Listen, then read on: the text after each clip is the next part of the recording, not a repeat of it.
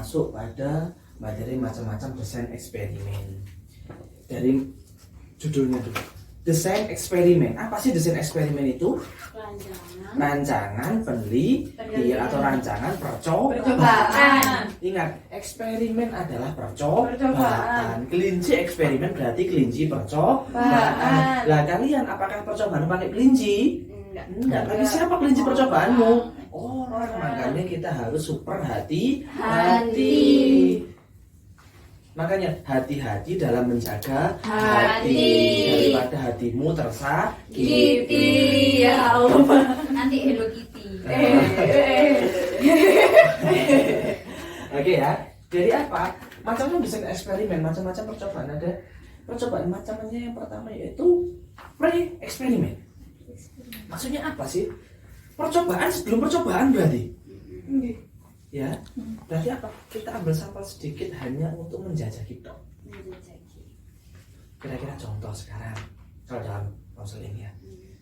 Contoh, saya mau nangani pecandu seks. Oke. Dalam membuat formula, dalam membuat treatment, apakah semuanya itu saya konseling atau cukup saya ambil sampel? Sampel aja. Di mana sampel itu akan saya gunakan. Saya ambil contoh 2 orang. Saya pakai teman saya. Kira-kira gimana? Makanya public counseling, di sini ada istilah public counseling. Sebelum kita melakukan public counseling pasti ada pre-eksperimen. Eksperimen kecil-kecilan dulu. Eksperimen kecil-kecilan itu lebih disebut juga penelitian kualitatif, yaitu menggunakan 1 atau 2 subjek. Gimana? Kita uji coba dulu. Obat yang kita gunakan kita uji coba. Kira-kira sudah masuk apa belum? Sudah baik apa belum? Sudah bagus apa belum? Sudah mengena apa belum? Ya, baru lah Pak, pre-eksperimen ini berarti apa? Belum eksperimen sungguh-sungguh, ada variabel luar. Loh Pak, kenapa kok ada variabel luarnya? Kemarin aja variabel luar, contohnya apa? Broken home. Berarti ada dampak yang lain, tapi tidak berpengaruh terhadap perilaku konseling atau perilaku subjek. Itu namanya variabel luar. Contoh, kenapa kok sampai dia itu gila seks? Bisa jadi variabel luarnya karena dia kurang perhatian. Iya kan? Bisa jadi dia broken home. Akhirnya apa? Dia mencari kasih sayang yang lain. Tapi apa? Kalau sudah formula ini kita lakukan, maaf ya, sudah kita melakukan pre-eksperimen, baru apa? Oh, caranya seperti ini itu bisa diklasifikasikan secara bisa digunakan untuk orang banyak. Jadi untuk semua orang yang kecanduan seks itu treatmentnya seperti ini. Jadi lintas latar belakang. Tidak peduli dia broken home, kurang kasih sayang, dijual orang ataukah apa. Intinya kalau sudah melakukan pre-eksperimen, nanti formulanya atau treatmentnya digunakan untuk semua korban. Jadi diumumkan. Makanya bisa dikatakan pre-eksperimental ini kualitatif, eksperimen itu kuantitatif. Jadi apa jelas kalau pre-eksperimen ini semua faktornya diteliti. Kok bisa orang itu, contoh ya, kita orang kecanduan seks kita kasih flooding. Serem banget.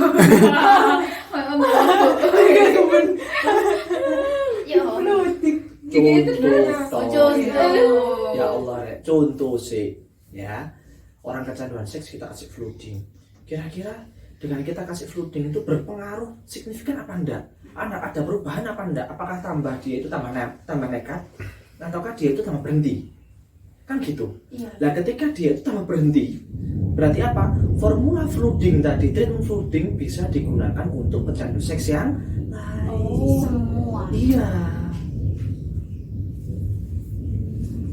Makanya ada ketika penelitian itu ada 2 macam, ada cross section sama longitudinal. Maksudnya apa? Kalau cross section itu berarti kita ambil beberapa sampel atau satu sampel dari beberapa permasalahan. Contoh sama-sama gila seks tapi dari latar belakang yang berbeda. Tapi tetap treatmentnya sama-sama flooding. Ini yang cross section. Maksudnya apa? Diambil satu per satu. Tapi kalau longitudinal di satu cukup ambil satu atau dua konsoli tapi diikuti sampai selesai. Itu namanya longitudinal. Jadi intinya kalau cross section itu dari beberapa latar belakang. Kalau longitudinal cukup satu atau dua orang diikuti sampai selesai. Yang cross tadi nggak sampai selesai berarti. Sampai selesai, tapi dia kan maaf kalau longitudinal itu contoh ada 5 permasalahan. Satu dulu diteliti sampai selesai, baru yang kedua, baru yang ketiga, keempat, kelima. Tapi kalau cross section 5 ini dalam satu waktu. Itu namanya cross section. Oke. Terus di sini ada modelnya one shot case study. Maksudnya apa? One shot case study. Cin? Apa? One shot case study. Satu kelompok terus langsung dikasih treatment terus hasilnya ya apa gitu. Perlakuannya hanya sebentar. Dia itu hanya untuk mencari berpengaruh enggak? Cukup dia menjawab berpengaruh atau tidak. Walaupun ada pengaruh secara hanya kecil, tetap dia berpengaruh. Inilah namanya one shot case study. Makanya one shot case study ini pun terpaut oleh waktu. Berapa waktu melakukannya? Berapa waktunya? Satu-satu ya. Bisa dikatakan one shot case study itu di bawah 1 bulan perlakuannya. Ini hukum dari saya sendiri loh ya. Ya. Kenapa? Untuk membedakan. Makanya kalau penelitian kuantitatif dia itu treatmentnya selama 1 bulan, berarti itu eksperimen atau pre-eksperimen? Pre-eksperimen. Berarti bisa dikatakan eksperimen? Enggak, belum. Berarti apa? Kalau lebih dari 1 bulan sama pertemuan itu kontinuitas, berarti baru boleh dikatakan penelitian eksperimen. Makanya hukum ini yang sering dilupakan sama orang. Treatment observasi, oke. Terus yang kedua, ini tadi kan 1 short case study dalam waktu yang kurang dari 1 bulan. Nah ini one group pre post design.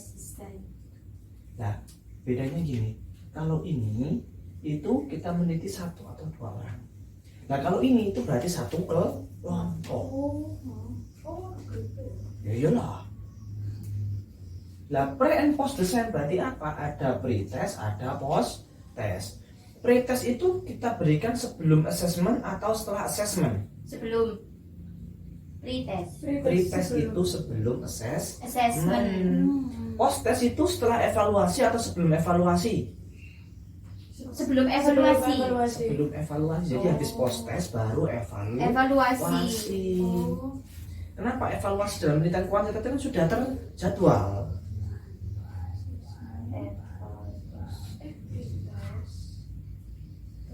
Sebelum evaluasi, berita sebelum asesmen, poster sebelum evaluasi. Ya. Terus yang ketiga, intake group comparison, yaitu 1 kelompok yang dibagi 2. Contoh, standarisasi 1 kelompok itu minimal berapa orang sih? Lebih dari 2 orang. Lebih dari 5. Bukunya siapa? Bukunya Jadi juga di sini.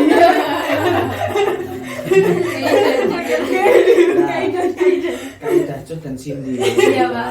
Kita berkelompok sini. CS. Ya, jadi gini ya. 1 kelompok itu ada yang mengatakan 8 orang, ada yang mengatakan lebih dari 5 orang.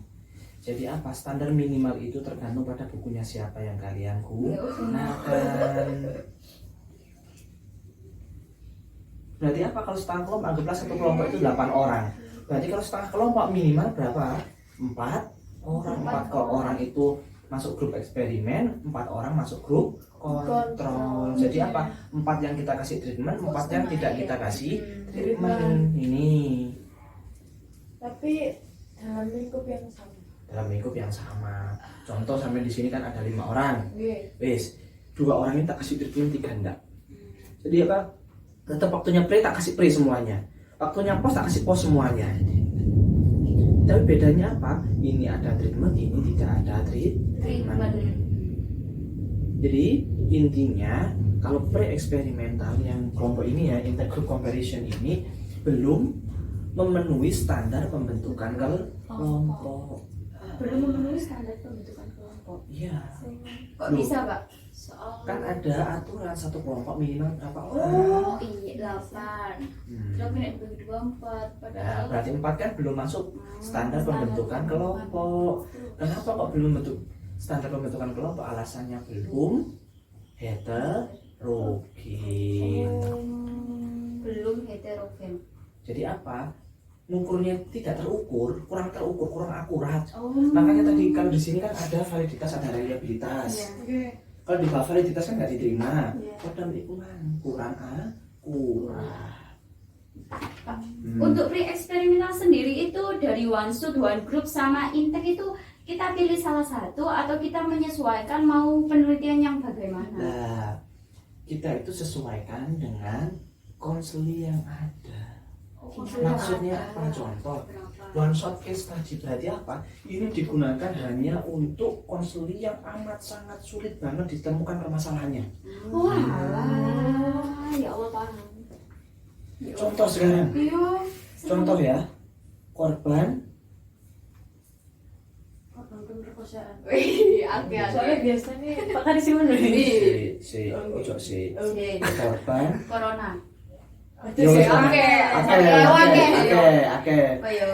Korban bully. Enggak, korban pemerkosaan ayah tiri. Wow. Lah ini kan sulit banget kan ditemukan. Baru kita bisa masuk ke sini.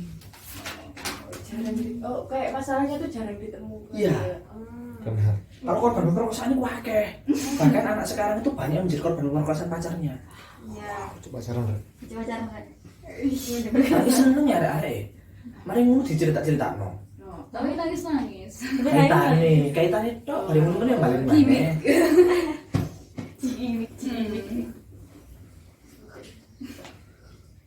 Jarang atau sulit? Sulit. Sulit aku langka sih. Sama. Sulit, langka, jarang Bu wis yang ngono iku. Kalau one group pre and post test design berarti kelompok atau permasalahan ini yang Biasanya. sulit ditemukan, tapi masih banyak korbannya, masih banyak. Oh, Tadi kan langka banget, ini baru masuk angka sulit. contohnya Pak HIV. Contoh sekarang, tadi kalau korban pemerkosaan ayah tiri kan jarang banget ya, bahkan langka banget ditemukan. Tapi korban pemerkosaan pacar kan wakeh. Ya rada akeh ngono lho. Sekarang teman-teman niku bisa masuk ini. Nah, kalau masalah itu amat sangat banyak, contoh sekarang apa? Bullying. Ya bisa masuk ini. Paham maksudnya? Jadi, kita pilih A, B, C itu berdasarkan jumlah konseli sama tipe permasalahan. Contoh sekarang pengemis itu banyak atau sedikit? Banyak. Berarti kalau kita meneliti pengemis, kita masuk yang mana? C. Intergroup. Bisa intergroup. Tapi apa ketika sampai itu kesulitan, berarti bisa masuk ke sini. Menyesuaikan berarti. Iya. Mas, bisa dikatakan kesulitan Iya. itu kenapa Pak? Kesulitan itu contoh yang pertama. Ini kedua-duanya kan sebenarnya wajib memenuhi kriteria pembentukan kelompok. Ini kan 8, ini juga 8 tapi dibagi 2. Sulit yang dimaksud sulit di sini itu untuk membandingkan hasilnya. Contoh sekarang, kira-kira saya masih ragu kalau tak kasih, maaf ya, treatment flooding itu anak yang kecanduan seks itu bisa turun. Wis gini aja, tak pakai 2 kelompok, tak bikinkan 2 kelompok kecil, berarti kita pakai ini. Tapi kalau sampai sudah yakin bisa pakai ini. 2 kelompok kecil itu yang satu pakai flooding, yang satu pakai lain apa gimana? Enggak sama dikasih. Jadi kita benar-benar mencari perbedaan dari 2 ini. Nah kalau ini hanya mencari pre and postnya saja. Nah kalau sampai ragu, isok berubah nggak, berarti pakai ini aja. Ini pre-experimental design. Contoh sekarang, koruptor. Koruptor sekarang itu sulit atau banyak? Berarti masuk mana kalau saya meneliti koruptor? One ABC? group. Lupa, koruptor itu sulit banget Pak. Jadi masuk one shot case tadi cocok. Saya berharap koruptor di negara kita itu nggak banyak supaya bisa masuk ini.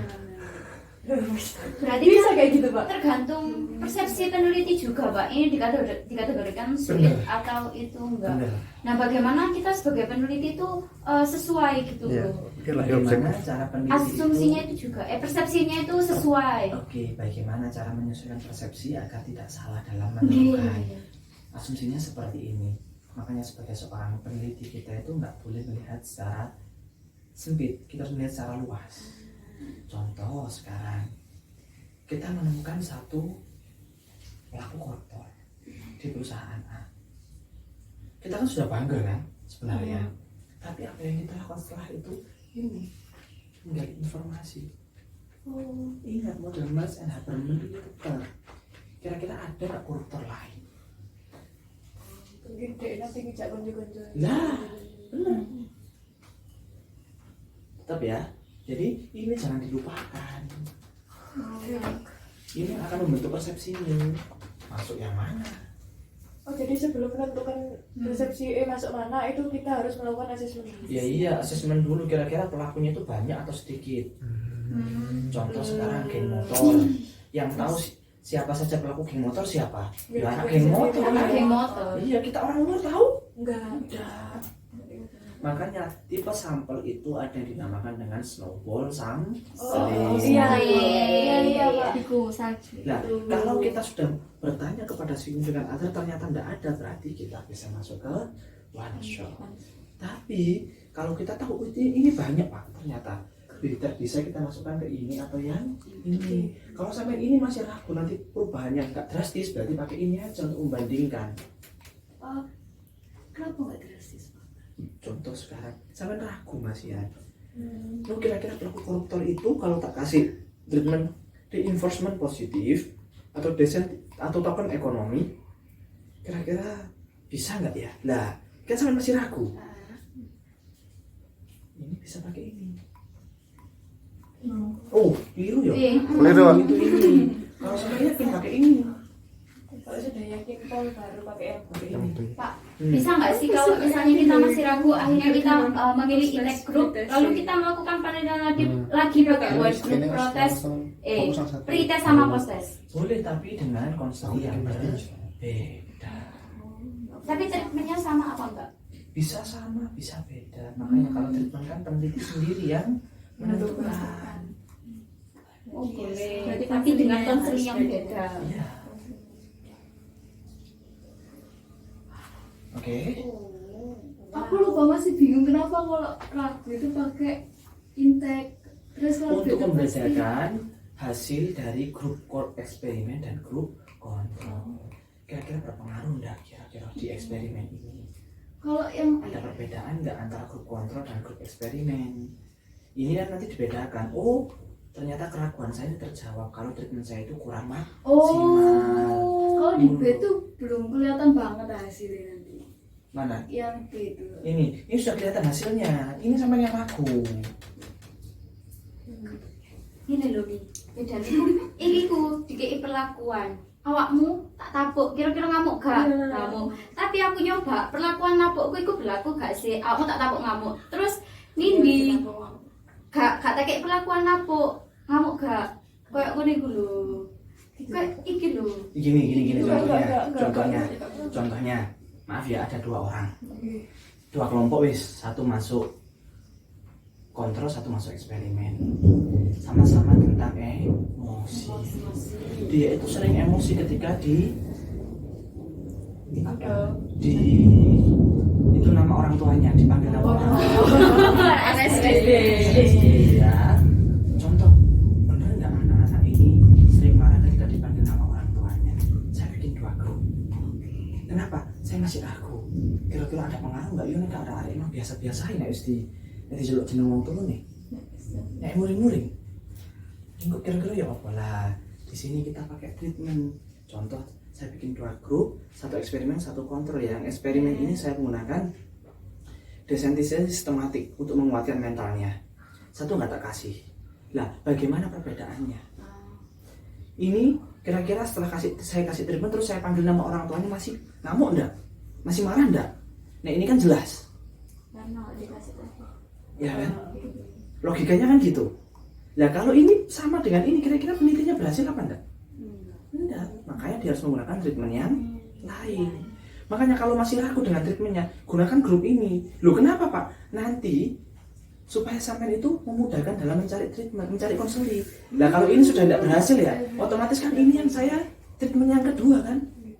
Kan sampai dari kontrol nggak dikasih treatment. Nah makanya saya ganti, iki masuk eksperimen, iki masuk kontrol. Supaya memudahkan untuk sampai Iya, ragu. aku mulai mendapat poin, Pak. Jadi intinya kalau ragu nanti bisa dibalik.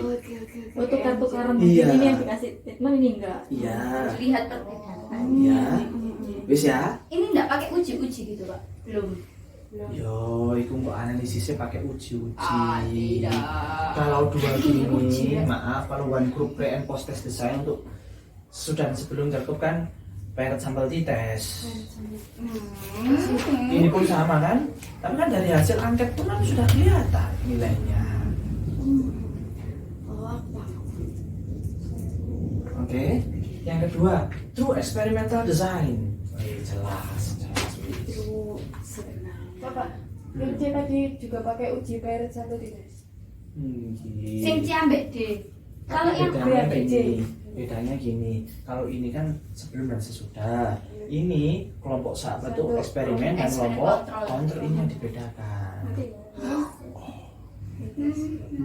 Bisa juga pakai main Whitney. ya suci kok.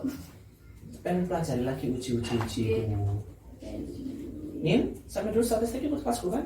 Bu itu, bu Budita. Burita. Budita ada kok. Ada, dijelaskan juga. Lea nih saya nggak ono paling. Bisa. Itu kan juga saya. Rekamnya itu Potong. Skrip. Oke ya. Terus eksperimen. Terus eksperimen otomatis ini yang digunakan penelitian sebenarnya. Berdasarkan apa penelitian sebenarnya? Berdasarkan paradigma penelitian. Seiring paradigma penelitian. Oke. Jadi pembentukan kelompok itu berdasarkan apa?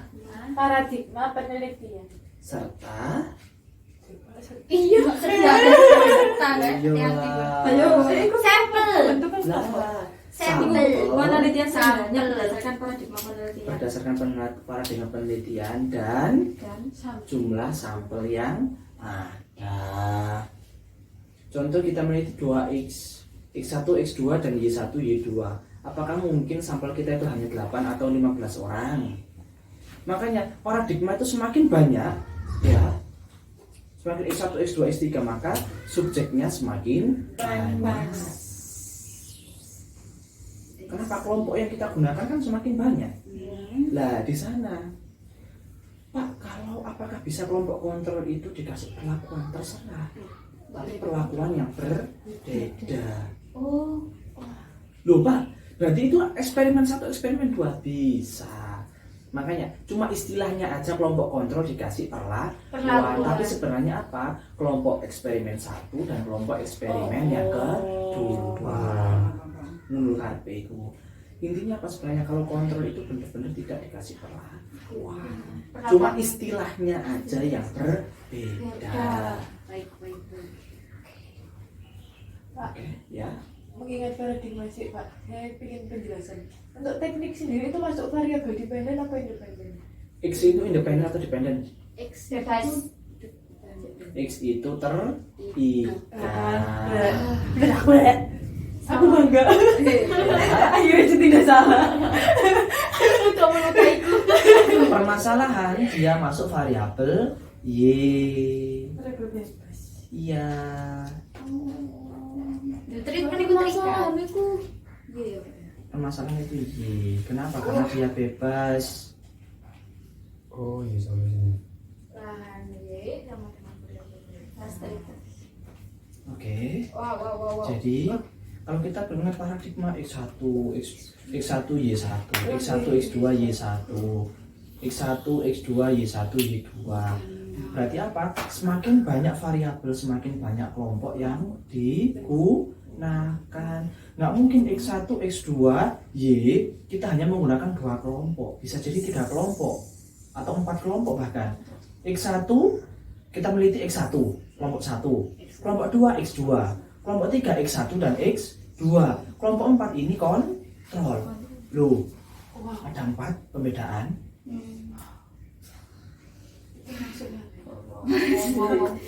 Lurus.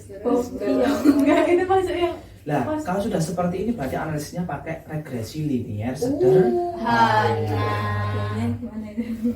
Regresi materi terakhir. Oh iya, itu yang kemarin. Yo. Sing paling bingung lho iku. Belum uji PET lo ya, PET analisis lo ya. Iya. Ya, Pak. PET analisis malah lebih seru lagi. Semua kamu nggak PET analisis itu. Anak kucingnya. iya banget. PET itu cat. Bagi pet. Ya. Podo ae nang koyo iki. Post test only control design. Berarti kalau post test itu hanya diukur di akhir. Akhir. Apa bedanya sama one Sik lalaku. Ngegas. Nah, bedanya apa? Di sini ada kelompok eksperimen dan kelompok kontrol. Tetap dibandingkan hasilnya tok. Loh Pak, bagaimana ini? Cara penentuan konselingnya bisa. Dia itu berdasarkan informasi tadi snowball sampling. Cara pengambilan sampelnya. Sebenarnya 2 orang, tapi yang berkumpul snowball itu banyak. Bisa sampai 18 orang atau 16 orang, maka dipecah jadi 2. Ada kelompok eksperimen dan kelompok kontrol. Tapi pengambilan sampelnya sudah dilakukan secara snowball. Bukan random loh ya, atau purposive loh ya. Kalau random itu berarti seperti ini, maaf. Contoh, angka 1 sampai 10 kita ambil kelipatan 2. Berarti 2, 4, 6, 8, 10. Kalau purposive sampling, kita 10 orang itu kita kasih angket. Terus kita ambil 8 orang yang emosinya paling tinggi. Itu namanya purposive. Tapi kalau snowball sampling, kita konseling satu, dia ini merambah kepada konseling yang lain. Ini namanya snowball. Enggak, Pak. Koreksi. Yang pertama tadi yang apa random. Random itu kata Bapak kan kelipatan 2. Itu bukannya masuk yang sistematis. Oh iya. Sistematis. Iya, deh. Gini, maaf. Random itu kita tahu orangnya apa tidak? Oh enggak. Enggak kan? Makanya. Nah kalau sistematis itu apa? Ya wis. Jadi apa? Bisa jadi dari random itu tadi terlalu banyak. Tapi saya sudah tahu karakternya masing-masing. Sampai bikinkan sampel yang sistematis, hanya orang-orang yang mengalami masalah yang benar-benar berat saja yang sampean ambil. Ini baru sampel sistematis. Contoh 1000 siswa, sampean random, kelipatan 5. Berarti apa? Sampean ambil 200. Nah dari 200 ini sampean kalau merasa terlalu banyak baru disistematiskan. Oh, sistematis itu berarti bukan interval ya Pak, tapi yang paling berat ya. Karpean. Masalah yang paling berat kan? Karpean belajar dewi. Ya. Enggak, kok kan ono iku. Lumangkane. Kita laku. Iya. Terus mari Mbak. Lama kan bakso. Bapak elo ya meneh. Gini Mas. Semangat. Saya itu apa? Mau bantu meripat. Oh ya. Saya tuh kalau malam tuh jarang tidur. Tidur saya sekitar jam 2, setengah 3. Ya, tapi ngajar. Bareng ngono esuk ditani. Tidur saya biasanya itu habis zuhur. Oh, gitu. Bu. Tapi enggak tahu lah Allah nggak seperti ini kok. Kok di sini kok. Terus ya, paham jadi ini? Jadi dua kelompok itu yang dibandingkan hanya post testnya saja. Terus yang kedua ini pre and post test control group design. Tahu kan? Iya. Dua kelompok kayak ini mau loh. Tapi memenuhi standar pembentukan kelompok. Oke? Bisa lah. Kata kunci grup. Terus yang ketiga, di sini ada faktor desain. Through eksperimen ada variabel Moderator. Terus variabel moderator itu apa kemarin? Variabel yang juga mempengaruhi variabel bebas dan terikat. Contoh kata-kata apa kemarin? Untuk bebas iku Untuk memulai peran